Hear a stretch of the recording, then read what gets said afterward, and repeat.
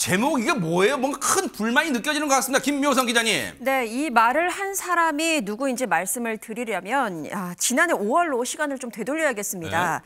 이 사건을 다시 떠올려야 하실 것 같은데요. 어허. 부산의 한 법원 앞에서 생방송 중이던 한 유튜버가 다른 유튜버에게 흉기로 무참히 살해당했던 사건이 있습니다. 어머나. 생방송 중이었기 때문에 이 사건 자체가 생방송으로 계속 중계가 됐었습니다. 기억나는 것 같아요. 네, 바로 이 가해 유튜버가 어제 한 말인데요. 법정에서 한 말이 바로 이 제목과 같습니다. 아하. 먼저 지난해 5월입니다. 범행 당시 상황 영상으로 준비됐는데요. 함께 확인해 보시죠. 맞아요, 이거 법원. 네, 부산 법원에 도착했습니다. 네, 들어가고 안전한 곳에 있으려고. 여기서는 뭐 때릴 수 있겠나, 저 안에는. 이 법원 맞지? 지금 걱정입니다. 1시간 전에 지금 들어가려고요. 아무래도 이런 상황인 것 같아요. 긴장되네.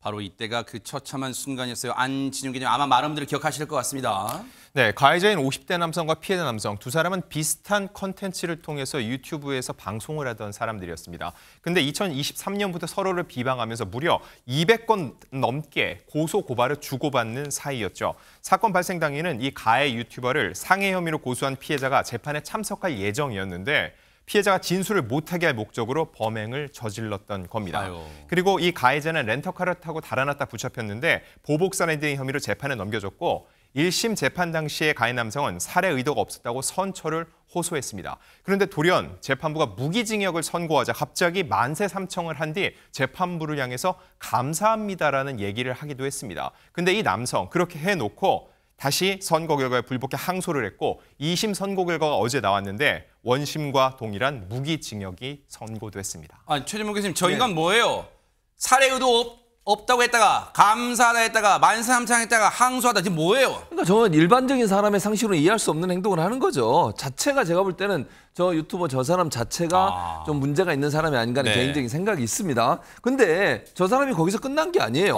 문제의 발언을 여기서 하게 되는데 유튜버 50대 남성인데 2심 선고를 듣고 나서 갑자기 그러면 구속 취소 신청한 것은 어떻게 됐냐? 이렇게 묻기 시작한 재판부에.